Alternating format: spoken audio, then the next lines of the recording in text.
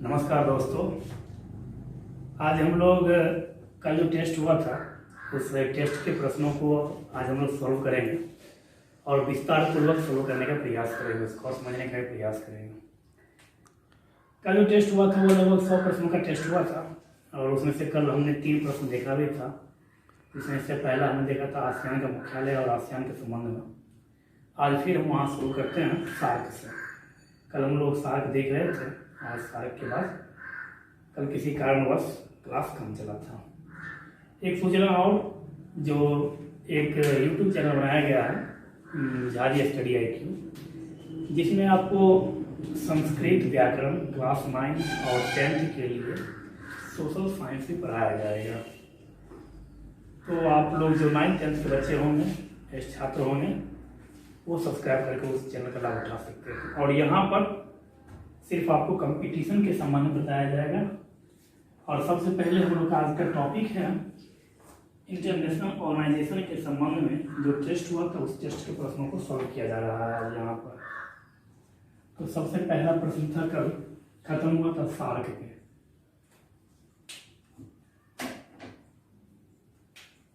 तो आज हम लोग चल रहे हैं सार्क से।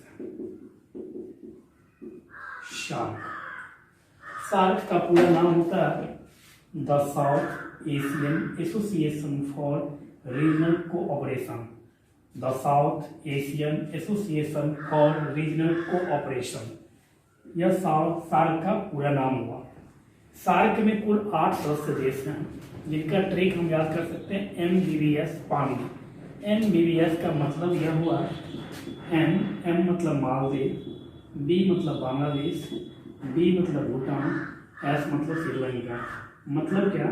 बांग्लादेश, भूटान,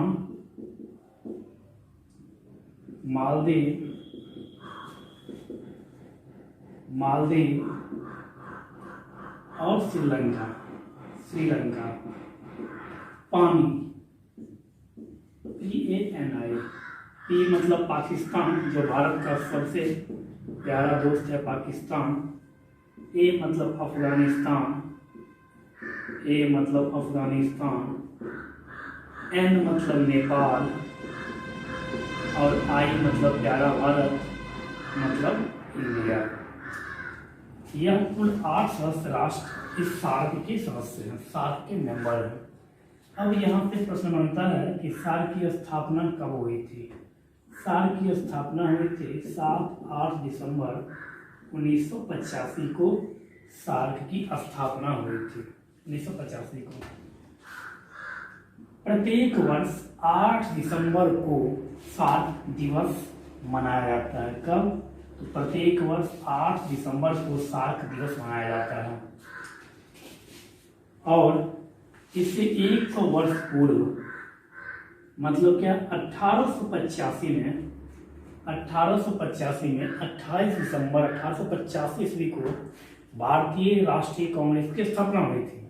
भारतीय राष्ट्रीय कांग्रेस की जब स्थापना हुई थी उसमें कुल 72 सदस्य, जो उसका स्थापना हुआ था भारतीय राष्ट्रीय कांग्रेस का, उसकी जो पहली बैठक हुई थी उसमें कुल 72 सदस्य बैठक में भाग लिए थे।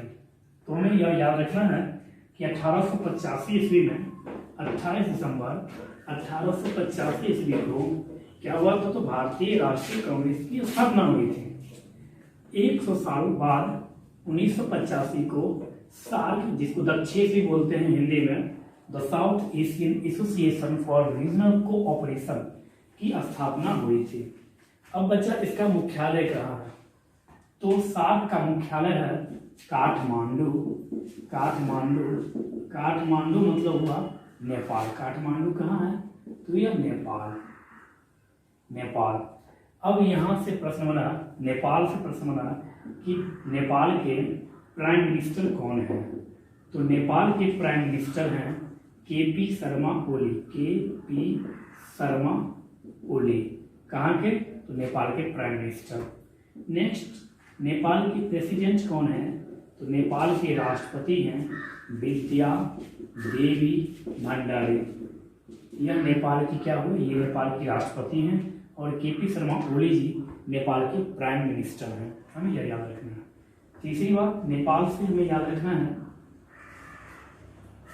हिमालय जो है, हिमालय पर्वत श्रृंखला, उसका विस्तार नेपाल में व नेपाल में है। और हिमालय को 3 भागों में डिवाइड किया है, बृहद हिमालय, मध्य हिमालय और शिवालिक या लघु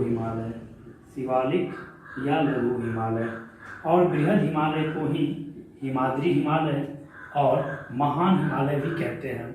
बृहद हिमालय का ही हिस्सा है माउंट एवरेस्ट, जिसकी ऊंचाई 8850 मीटर है।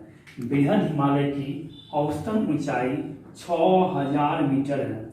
और हिमालय की जो 3 श्रेणियां हैं, इन तीनों श्रेणियों में सबसे प्राचीन श्रेणी जो है वह बृहद हिमालय या हिमाद्री हिमालय या महान हिमालय को कहा जाता है।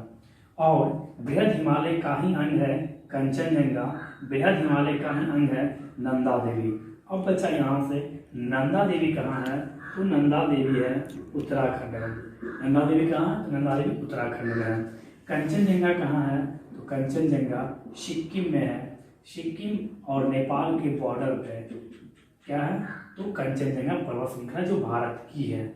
और एक है भारत का, सॉरी यह कंचनजंगा वो भारत में, और भारत का जब भी पूछे तो गॉडविन ऑस्टिन K2 की ऊंचाई है 8611 मीटर, जो भारत का है, भारत में नहीं है। भारत में जब पूछे तो कंचनजंगा कहाँ, सिक्किम और नेपाल के बॉर्डर पे है। मतलब क्या, सिक्किम में भारतीय राज्य में पूछे तो हिमालय को 3 भागों में बांटा गया, बृहद हिमालय, शिवालिक हिमालय, मध्य हिमालय और शिवालिक हिमालय।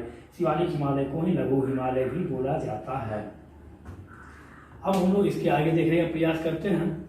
तो हम लोगों ने देखा नेपाल के राष्ट्रपति कौन है, नेपाल के प्राइम मिनिस्टर कौन है। अब हम लोग देखेंगे नेपाल में भारतीय राजदूत कौन है।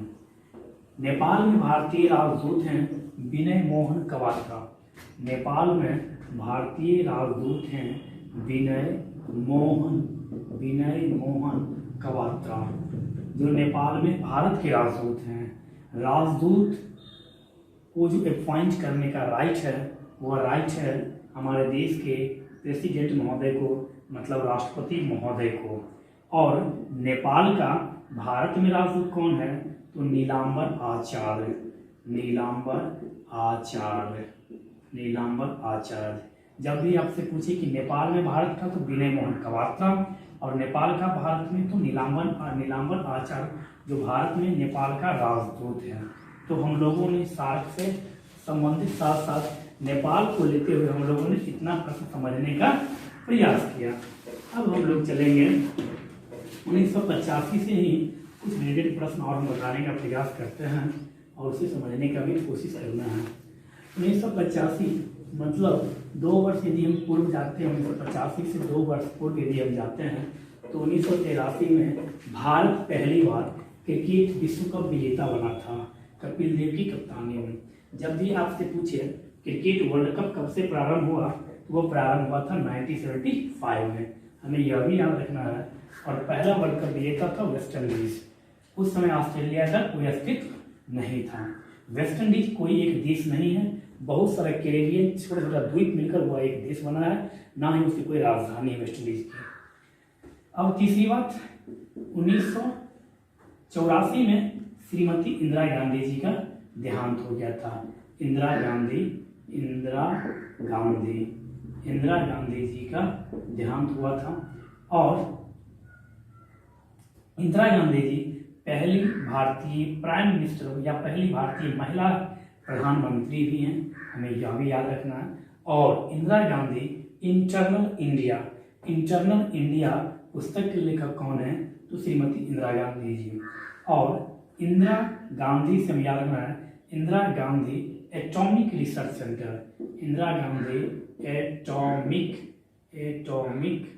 रिसर्च सेंटर कहाँ है, तो वो है तमिलनाडु में, यह भी हमें याद रखना है। नेक्स्ट, इंदिरा गांधी नहर परियोजना किस नदी पर है, तो इंदिरा गांधी नहर परियोजना सतलज नदी पर है, हमें यह भी याद रखना है। अब इस 100 से फिर प्रश्न बनाइए आप।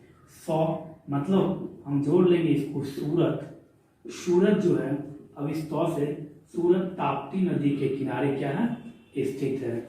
और सूरत मतलब क्या, गुजरात में है। और यहाँ पे सबसे अधिक हीरा पाया जाता है। कहाँ? सूरत में। पाया मतलब यहाँ व्यापार होता है सूरत में, यह हमें याद रखना है। अब इंदिरा गांधी को 1971 में भारत रत्न दिया गया था। 1971 में भारत रत्न दिया गया था, जो भारत का सर्वोच्च सम्मान है। भारत रत्न से प्रश्न बनेगा कि भारत रत्न की शुरुआत कब हुई थी? तो भारत रत्न की शुरुआत हुई थी कब?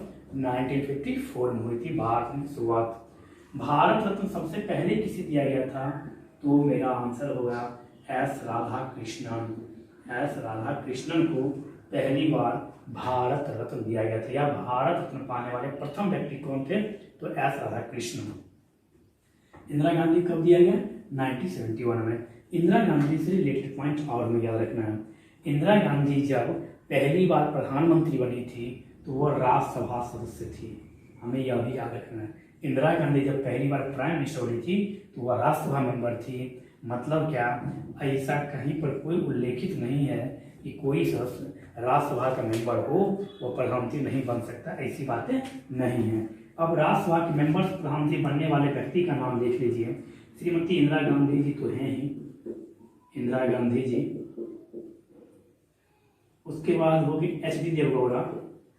एच डी देवगौड़ा ये भी राज्यसभा से ही प्राइम मिनिस्टर बने थे। और हमारे डॉक्टर मनमोहन सिंह जी भी राज्यसभा के सदस्य होते हुए प्रधानमंत्री बने हैं। लेकिन हमारे मोदी जी जो है प्राइम मिनिस्टर नरेंद्र मोदी जी, वह लोकसभा के सदस्य हैं। हमें इतना चीज याद रखना है। इंदिरा गांधी से हमें दो बात और याद रखना है। इंदिरा गांधी के कार्यकाल में भारत में 2 बार इमरजेंसी लगा था। भारत में पहली बार इमरजेंसी जब पूछे आपसे तो 1962 यह कब हुआ था? तो 1962 के दरमियान लगा क्यों था इमरजेंसी? तो इमरजेंसी लगा था Indo China war, Bharat plus चीन वार। इसमें भारत की हार हुई थी, इसमें कहीं से कोई संकोच नहीं है। इसमें भारत हारा था और उसके बाद यह किसी तरह से समझौता के तहत यह युद्ध समाप्त हुआ था। तो पहली बार जब पूछी इमरजेंसी कब लगा था इंडिया में, कौन सा इमरजेंसी? National emergency. इंडिया अभी तक कभी भी फिनेंशियल इमरजेंसी नहीं लगा, आज तक कभी नहीं लगा। हाँ, जिसका उल्लेख आर्टिकल 360 में है। लगा कौन सा है? तो भारत में लगा नेशनल इमरजेंसी, जिसका उल्लेख आर्टिकल 352 में किया गया है। तो 352 का प्रयोग अभी तक इंडिया में 3 बार किया गया है। पहली बार किया गया था 1962 कब? तो इंडो चाइना वार के समय किया गया था। दूसरी बार किया गया था 1971। 1971 का मतलब यह हुआ जब भारत पाकिस्तान दूसरा युद्ध हुआ था।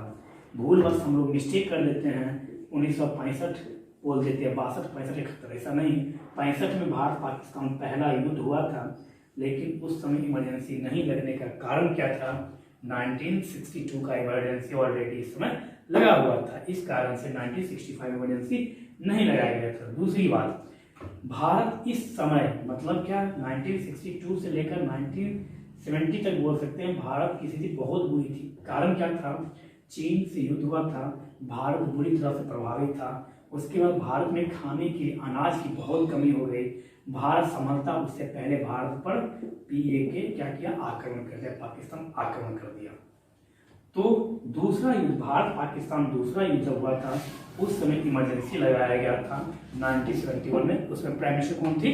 श्रीमती इंदिरा गांधी जी। दूसरी बार जब लगा था इमरजेंसी तो वो लगा था 1975 में लगा था। तो हमें यह याद रखना है 1975 में जो इमरजेंसी लगा था उसमें भारत के प्रधानमंत्री कौन थी? श्रीमती इंदिरा गांधी जी। दूसरी बात 1975 में जो इमरजेंसी लगा था उसका कारण क्या बताए श्रीमती इंदिरा गांधी जी? तो इंदिरा गांधी जी उस समय यह बोली थी कि यह जो है इंटरनल कलह। इंटरनल क्या? इंटरनल मतलब यह हुआ आंतरिक कलह, मतलब क्या? आंतरिक जो विरोध है उसके कारण हम इमरजेंसी की घोषणा करते हैं। 25 जून रात के 12 बजे श्रीमती इंदिरा गांधी जी इमरजेंसी की घोषणा की। और इसमें कारण क्या था? इसमें कारण थे हमारे जयप्रकाश नारायण जी, जिनको लोग नायक के नाम से भी जाना जाता है, जो भारत छोड़ो आंदोलन में अहम भूमिका निभाए थे। तो हमने क्या देखा? 1971 इमरजेंसी, 1975 इमरजेंसी, यह इमरजेंसी लगा था भारत पाकिस्तान युद्ध के लिए, इसमें लिखेंगे हम युद्ध। और यह इमरजेंसी लगा था किसके कारण, तो आंतरिक अशांति के कारण, आंतरिक अशांति के कारण यहाँ पर इमरजेंसी लगाया गया था। राष्ट्रीय इमरजेंसी का उल्लेख किस अनुच्छेद में है, अनुच्छेद 352 के तहत है। किस भाग में है यदि आपसे पूछे तो इंडियन कॉन्स्टिट्यूशन भाग 18 में आपात उपबंध का चर्चा किया गया। इंडिया में इमरजेंसी लगाने के लिए 3 प्रकार से लगता है, एक अनुच्छेद 352, एक अनुच्छेद 356, एक अनुच्छेद 360। यह हुआ राष्ट्रपति शासन, यह हुआ राष्ट्रीय आपातकाल, यह हुआ वित्तीय आपातकाल। आपसे पूछे एग्जाम में वित्तीय आपातकाल भारत में तक कितनी बार लगाया जा चुका है, एक बार भी नहीं। नेशनल इमरजेंसी कितनी बार लगाया जा चुका है, तो 3 बार लगाया जा चुका है। और राष्ट्रपति शासन लगभग 108 बार इंडिया में लगाया। राष्ट्रपति शासन जो है वो राज्य में लगाया जाता है, पूरे इंडिया में नहीं लगाया जाता है। तो हम लोगों ने सार्क से इतना समझने का प्रयास किया, बताए हुए थे। अब हम देखते हैं FAO। FAO का मतलब हुआ food and agriculture organisation, food and agriculture organisation FAO। इसका मुख्यालय है रोम। FAO इसका मुख्यालय है रोम, रोम मतलब इटली। हमें यह याद रखना है, FAO food and agriculture organisation का मुख्यालय कहाँ है, उसका मुख्यालय है रोम, इटली की राजधानी रोम।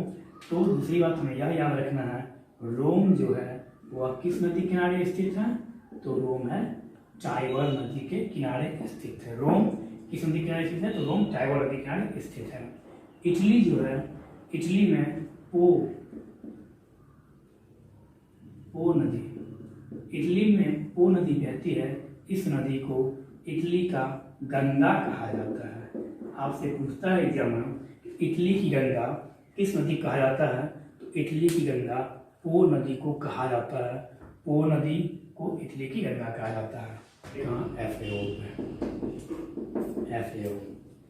तो फूड एंड एग्रीकल्चर ऑर्गेनाइजेशन हो गया। इसकी स्थापना हुई थी 16 अक्टूबर 1945 को। इसकी स्थापना कब हुई थी, 16 अक्टूबर 1945 को इसकी स्थापना हुई थी। अब इस 1945 से आप प्रश्न बना सकते हैं प्यारे बुद्धिजीवियों। आपको याद होगा सेकेंड वर्ल्ड वॉर 1 सितंबर 1939 से लेकर 2 सितंबर 1945 तक चला था। अब एग्जाम में पूछता है सेकेंड वर्ल्ड वॉर में कुल कितना कंट्री पार्टिसिपेट किया था, तो इसका आसान तरीका है कैसे निकालेंगे हम। 9 में से 3 गया 6, 5 में से 4 गया 1, मतलब क्या, द्वितीय विश्व युद्ध में कुल 61 देश भाग लिया था। प्रथम विश्व युद्ध जब पूछे आपसे तो 1914 से लेकर 1918 तक चला था।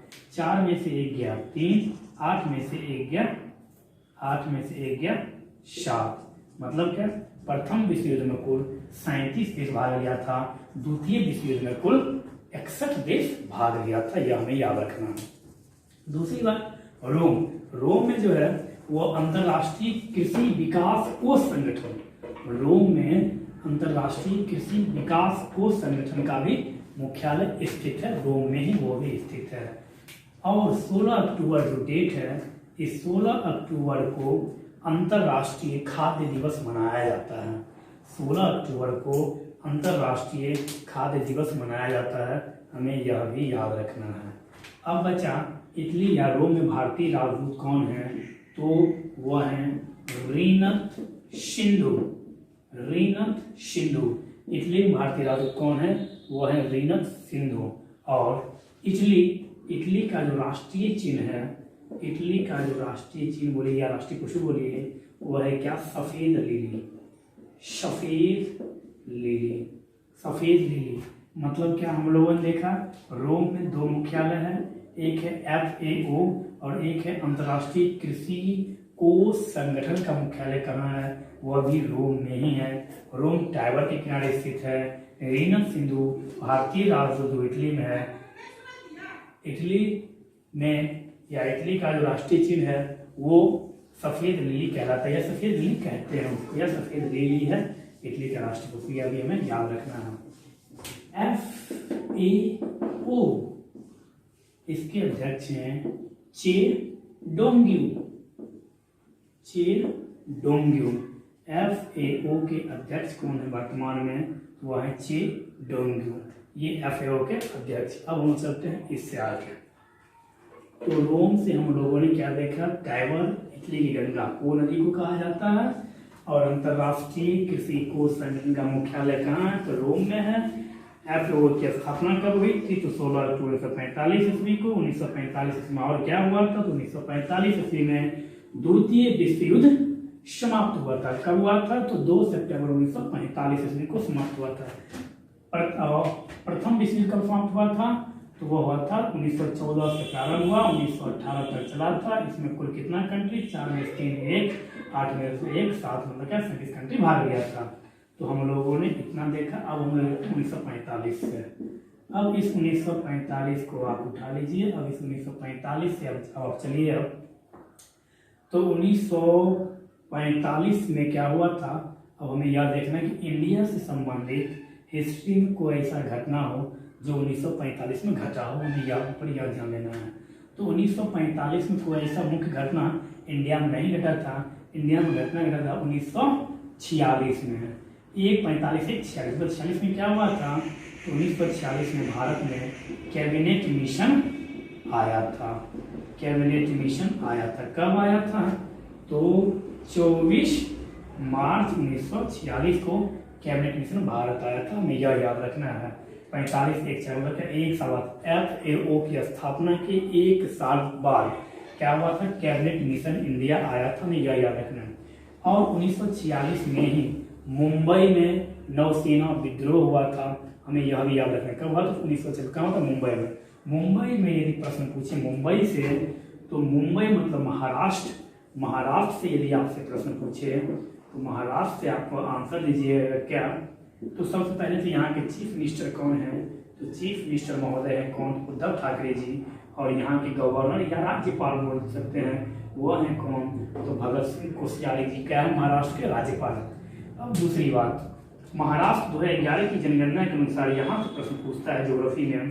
क्या पूछता है? सो देखिए, पूछेगा कि भारत में सबसे अधिक जनसंख्या वाला द्वीप कौन सा है? मतलब क्या सबसे जनसंख्या किस द्वीप पर बसा है या कौन सा ऐसा शहर है? तो मेरा आंसर होगा मुंबई। तो मुंबई क्या द्वीप है? मुंबई एक द्वीप पर बसा है जिसका नाम है सालसेट द्वीप। सालसेट द्वीप, मुंबई जो है वह सालसेट द्वीप पर बसा हुआ है, जिसमें भारत की सबसे अधिक जनसंख्या 2011 की जनगणना के अनुसार द्वीपों पर बसा एक शहर है मुंबई, उसमें इतनी जनसंख्या है। मुंबई से यदि आप चलेंगे, सॉरी महाराष्ट्र से यदि आप लेके चलेंगे तो महाराष्ट्र में लोकसभा सीट है 48। अब 48 से आपको कुछ याद आएगा। 48 मतलब क्या? 48 का मतलब है तंबाकू। तंबाकू मतलब खैनी, खैनी में गुणसूत्र होता है कितना? 48। मतलब क्या? महाराष्ट्र में लोकसभा सीट कितना है? LS 48। बायोलॉजी के क्वेश्चन यहीं से जोड़ लीजिए, क्या होगा? तंबाकू में क्रोमोसोम 48। नेक्स्ट, महाराष्ट्र में VP का मतलब होता है विधान परिषद सदस्यों की संख्या 78। अब आप 78 को जोड़िएगा कुत्ता से, मतलब क्या? कुत्ता में क्रोमोसोम की संख्या बायोलॉजी में अब हम आएंगे। कुत्ता में क्रोमोसोम मतलब गुणसूत्र की संख्या कितनी होती है? तो कुत्ता में क्रोमोसोम की संख्या होती है 78। हमें बोलना है, लेकिन हमें इसका तुलना मुंबई से नहीं करना कि मुंबई मतलब कुत्ता, ऐसा नहीं बोलना है। हमें बस याद करने के लिए हमें यह समझना है क्या कि विधान परिषद मुंबई मतलब कुत्ता मतलब 78, लोकसभा सीट में 48 में तंबाकू में क्रोमोसोम 48 होता है। तंबाकू से प्रश्न पूछ सकता है आपसे। तो पूरा दुनिया में चीन एक ऐसा कंट्री है जो पूरा दुनिया में सबसे अधिक तंबाकू उत्पादन भी करता है और सब अधिक उपभोग भी करता है। वो बेचता नहीं तंबाकू, इतना वो उपजाता है उतना वो खा भी लेता है चीन। तो हमें यह भी याद रखना है। तो हम लोगों ने मुंबई से भी प्रश्न देखा। मुंबई से 1-2 प्रश्न और देख लीजिए। मुंबई सिद्धि विनायक मंदिर कहाँ है? तो वो मुंबई में ही है। मुंबई पींच राष्ट्रीय उद्यान कहाँ है? तो वो मुंबई में ही है। भारत का पहला एटॉमिक सेंटर तो वह तारापुर था, और तारापुर जो है वो कहाँ है? तो तारापुर भी मुंबई में मतलब महाराष्ट्र में ही है। हमें यह भी याद रखना है। मुंबई का मतलब यह हुआ 1 मई 1960 को गुजरात और महाराष्ट्र राज्य का स्थापना हुआ था। कब हुआ था? 1 मई 1960 ईस्वी को। अब 1 मई से प्रश्न बनेगा, यहाँ से क्या बनेगा? 1 मई को प्रत्येक वर्ष विश्व मजदूर दिवस बोलिए या विश्व श्रमिक दिवस कब मनाया जाता है? 1 मई को मनाया जाता है। अब 1960 से यदि आप प्रश्न बनाएंगे तो 1960 से भी प्रश्न बनेगा। क्या बनेगा प्रश्न? तो आप यह देखिए, प्रथम पंचवर्षीय योजना का कार्यकाल था 51 से 56 और दूसरा पंचवर्षीय योजना कार्यकाल था 56-61 और तीसरा पंचवर्षीय योजना कार्यकाल 61-66। तो हमें यहाँ से यह भी ध्यान रखना है। अब नेक्स्ट टॉपिक आएगा आपका क्या? तो अब नेक्स्ट आएगा ICJ का फुल फॉर्म होता है international sea court of justice. मतलब क्या? अंतरराष्ट्रीय न्यायालय।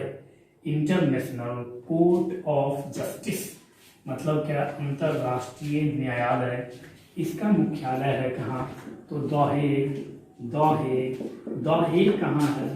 तो दहेग है नीदरलैंड और नीदरलैंड की राजधानी कहाँ है? तो एम्स्टर्डम। नीदरलैंड की राजधानी कहाँ है? नीदरलैंड की राजधानी है एम्स्टर्डम। तो हमने क्या देखा? ICJ। यह जो ICJ है यह बुद्धिजीवियों UNO का एक अंग है। यूनाइटेड नेशन ऑर्गेनाइजेशन मतलब संयुक्त राष्ट्र संघ का यह एक अंग है। UNO का कुल 6 अंग है। UNO का कुल कितना अंग है? तो UNO का कुल 6 अंग है। UNO का कुल 6 अंग है, उसमें से यह 5वां अंग है अंतरराष्ट्रीय न्यायालय और 6ठा अंग है कौन सा? तो सचिवालय। 4था अंग कौन सा है? तो प्रन्यास परिषद। तीसरा अंग कौन सा है? आर्थिक एवं सामाजिक परिषद। दूसरा अंग क्या है? दूसरा अंग है सुरक्षा परिषद। और पहला अंग क्या है?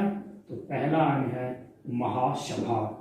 तो बुद्धिजीवियों, हम लोगों ने UNO के 6 अंग को देखे। पहला अंग महासभा, दूसरा सुरक्षा परिषद, तीसरा आर्थिक एवं सामाजिक परिषद, चौथा प्रन्यास परिषद, 5वां इंटरनेशनल कोर्ट ऑफ जस्टिस मतलब क्या? अंतरराष्ट्रीय न्यायालय। 5वां हो गया और 6ठा हो गया सेक्रेटरीट मतलब क्या? सचिवालय। यह UNO का अंग है। अब यहाँ से UNO से प्रश्न बनेगा। तो UNO की जो स्थापना हुई थी वह हुई थी 24 अक्टूबर 1945 को। हमें यह याद रखना है UNO की स्थापना कब हुई थी? तो UNO की स्थापना हुई थी 24 अक्टूबर 1945 ईस्वी को UNO की स्थापना हुई थी। इसलिए प्रत्येक वर्ष 24 अक्टूबर को संयुक्त राष्ट्र दिवस भी मनाया जाता है। संयुक्त राष्ट्र दिवस भी मनाया जाता है कब?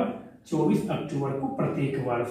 तो हम लोगों ने 2 देखा, एक 24 अक्टूबर, एक 16 अक्टूबर। 16 अक्टूबर मतलब विश्व खाद्य दिवस, 24 अक्टूबर मतलब क्या? संयुक्त राष्ट्र दिवस। नेक्स्ट अब हम लोग देखते हैं, चर्चा का विषय है हम लोगों का ICJ international court of justice में कुल 15 न्यायाधीश होते हैं। इंटरनेशनल कोर्ट ऑफ जस्टिस में कुल कितने न्यायाधीश होते हैं? तो इंटरनेशनल कोर्ट ऑफ जस्टिस में कुल 15 न्यायाधीश होते हैं और प्रत्येक न्यायाधीश का जो कार्यकाल है वह 9 वर्षों का होता है और प्रत्येक 3 वर्ष पर 5 न्यायाधीश अवकाश ग्रहण करते हैं और 5 नए न्यायाधीश आते हैं। दूसरी बात, इन न्यायाधीशों के लिए एक है क्या कि एक ही देश के 2 न्यायाधीश नहीं हो सकते हैं। एक बार में एक ही देश के 2 न्यायाधीश ICJ international court of justice में नहीं हो सकते हैं।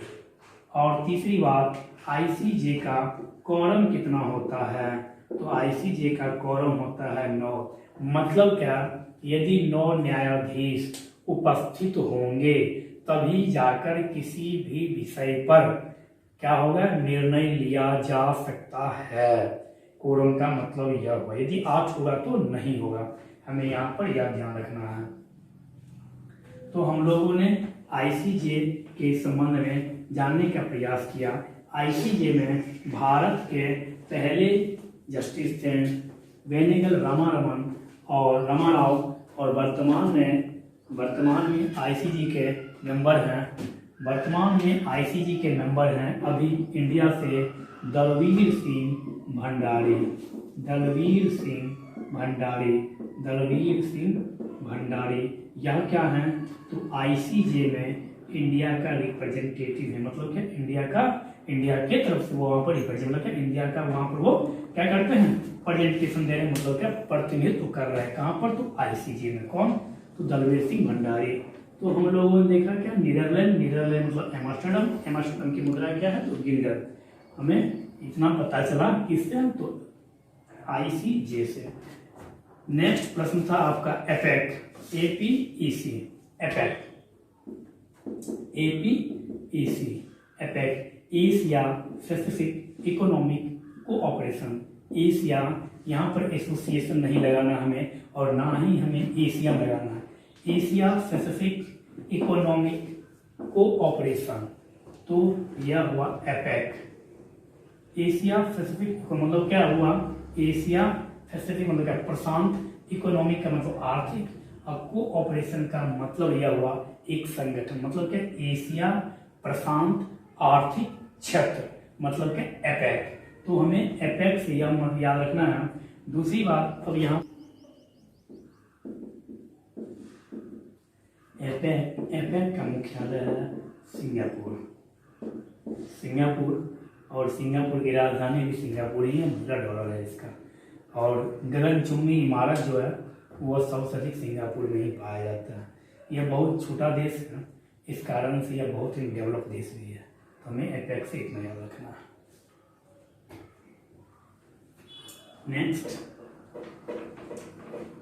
नेक्स्ट है WHO,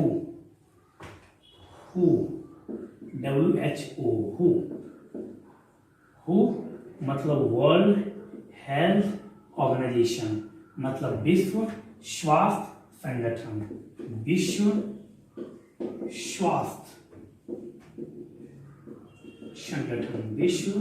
स्वास्थ्य संगठन। इसकी स्थापना जब पूछे तो 7 अप्रैल 1948, मतलब क्या? WHO world health organisation. इसका जब अध्यक्ष पूछे तो टेड्रोस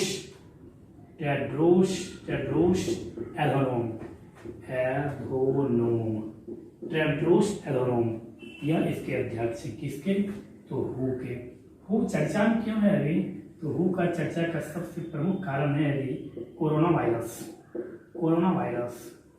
क्या कोरोना वायरस? तो आपसे एग्जाम पूछता है कि कोरोना का नाम कोविड-19 किसने दिया था? तो WHO ने दिया था। और कोविड-19 का मतलब यह नहीं कि 19 ऊपर का आएगा, 19 का मतलब यह 2019 में यह आया था। इसका कहने का मतलब यह है, 19 का मतलब क्या? 2019 में यह वायरस आया था। D का मतलब यहाँ पर डिजीज होता है, VI का मतलब वायरस होता है, और CO मतलब कोरोना होता है, कोरोना वायरस डिजीज। तो यह कब आया था? 2019 में। कब आया था? तो दिसंबर में। कहाँ से आया था? तो चीन के वुहान नामक शहर से इस डिजीज का जन्म हुआ था, कोरोना का। और WHO ने क्या किया था? पूरी दुनिया को यह चेतावनी दिया था कि कोरोना से यदि आपको बचना है तो आपको सोशल डिस्टेंसिंग का पालन करना अनिवार्य है। और कोरोना से बचने का सबसे बड़ा और सबसे प्रमुख एक ही उपाय है सोशल डिस्टेंसिंग। तो यह एग्जाम में नहीं आएगा, एग्जाम में आएगा कि कोविड-19 किसने नाम दिया? तो WHO ने दिया। और WHO की स्थापना कब हुई थी? 7 अप्रैल 1948। अब आपसे पूछता है कि बताइए 7 अप्रैल को कोई एक दिवस का नाम बता दीजिए आप। तो 7 अप्रैल को होता है क्या? 7 अप्रैल मतलब विश्व स्वास्थ्य दिवस। 7 अप्रैल को विश्व स्वास्थ्य दिवस मनाया जाता है। और 7, 10, 17 अप्रैल को विश्व हीमोफीलिया दिवस हीमोफीलिया दिवस। विश्व हीमोफीलिया दिवस कब मनाया जाता है? विश्व हीमोफीलिया दिवस 17 अप्रैल। विश्व स्वास्थ्य दिवस 7 अप्रैल को। क्यों 7 अप्रैल को? इस कारण से क्योंकि 7 अप्रैल 1948 को ही WHO वर्ल्ड हेल्थ ऑर्गेनाइजेशन की क्या हुई थी? स्थापना हुई थी। अब नेक्स्ट रहा वर्ल्ड हेल्थ ऑर्गेनाइजेशन का मुख्यालय कहाँ है? तो वर्ल्ड हेल्थ ऑर्गेनाइजेशन का मुख्यालय जो है वो है कहाँ? तो वो है WHO इसका मुख्यालय है जेनेवा।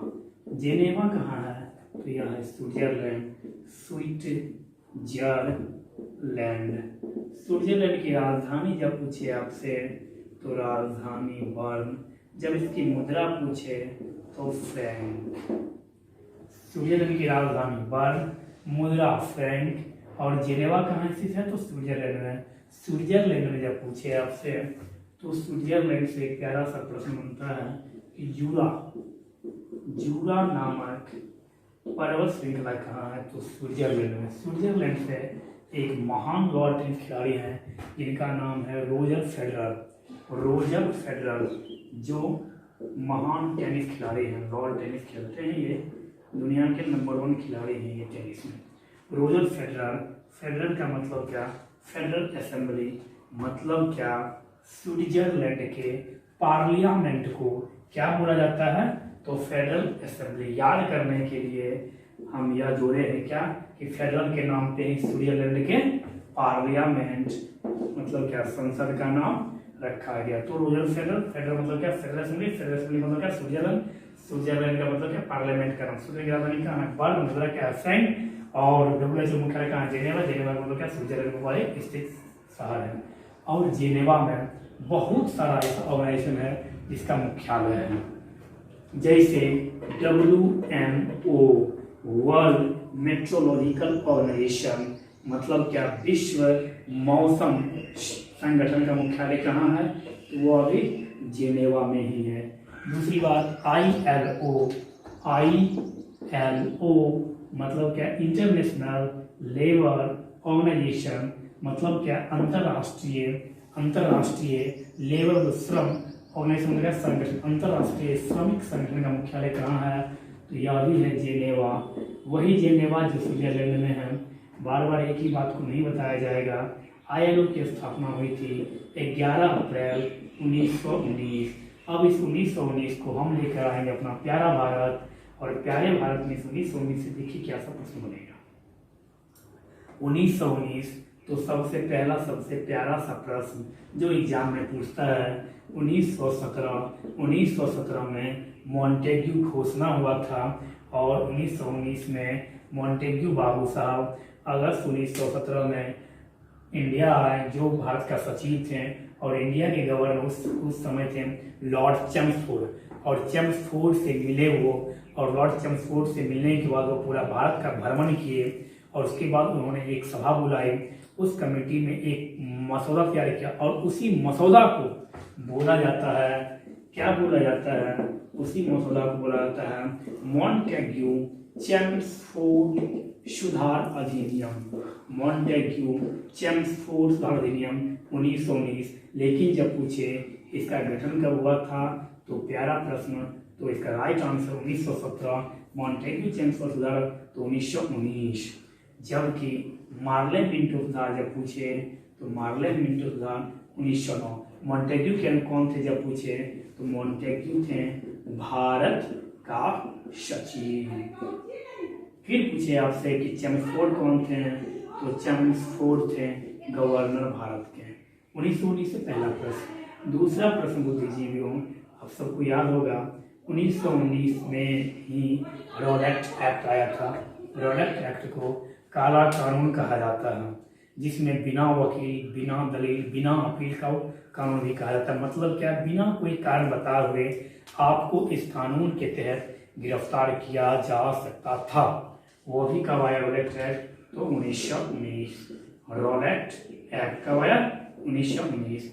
इसी 1919 में एक प्यारा सा घटना हुआ था भारत में, जो पूरे भारतवासियों को झकझोर दिया, जालियांवाला हत्याकांड या जालियांवाला बाग हत्याकांड। 13 अप्रैल 1919 को यह घटना घटी थी।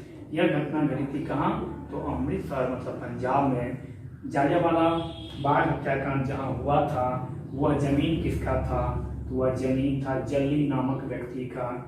और इसमें गोली चलाने का आदेश किसने दिया था? तो जनरल डायर महोदय थे, वो वहाँ पर गोली चलाने का आदेश दिए थे। और वहाँ पर सभा क्यों एकत्रित हुआ था? तो बैसाखी पूर्णिमा की मेला के लिए वहाँ पर सभा आयोजित किया गया था। और सैफुद्दीन किचलू की गिरफ्तारी की दर के लिए विचार विमर्श करने के लिए सभा बुलाई गई थी। निहत्थे व्यक्तियों पर जनरल डायर ने गोली चलाने का आदेश दिया और अंग्रेज की रिपोर्ट के अनुकूल लगभग 300 व्यक्ति मारे गए, जबकि इंडियन रिपोर्ट के अनुकूल लगभग 1000 व्यक्ति मारे गए। तो अब यहाँ से फिर प्रश्न बनता है कि जालियांवाला बाग हत्याकांड जो घटना घटा था, उस घटना के घटित होने के उपरांत अंग्रेजों के द्वारा जिस कमेटी का गठन किया गया था, उस कमेटी का क्या नाम था? उस कमेटी का क्या नाम था? हंटर कमेटी उस कमेटी का नाम था। लेकिन भारत की तरफ से भी इसकी जांच करने के लिए कमेटी का गठन किया गया था, जिसका नाम क्या था? तो तहकीकात ए कमेटी। तहकीकात ए कमेटी, जिसके अध्यक्ष कौन थे? तो एम का मतलब हुआ मदन मोहन मालवीय महोदय। तहकीकात ए कमेटी का अध्यक्ष कौन थे? मदन मालवीय। इस कमेटी का गठन किसके लिए हुआ था? तो जालियांवाला बाग हत्याकांड की जांच करने के लिए। मदन मोहन मालवीय से फिर प्रश्न बनेगा। मदन मोहन मालवीय महोदय के द्वारा एम के द्वारा 1916 मतलब कि 1916 में BHU बनारस हिंदू विश्वविद्यालय की स्थापना की गई थी। कहाँ की गई थी? बनारस में। जब आपसे पूछे एग्जाम में कि गांधी जी के द्वारा जनता को सबसे पहले कब संबोधित किया गया, तो मेरा राइट आंसर होगा 4 फरवरी 1916 ना कि 1917 चंपारण सत्याग्रह। जनता को संबोधित किए थे 4 फरवरी 1916 को और पहला भारत सत्याग्रह किए थे 1917 को। और 1916 से ही आपका 1-2 और प्रश्न बनेगा। 1916 मतलब प्यारा बिहार मतलब Patna high court. Patna high court की स्थापना कब हुई थी? वो हुई थी 1916 ईस्वी में। मदन मोहन मालवीय जी को मरणोपरांत अटल बिहारी वाजपेयी जी के साथ, मतलब कि अटल बिहारी वाजपेयी जी जीवित थे और मदन मोहन मालवीय जी मरे हुए थे। मरणोपरांत भारत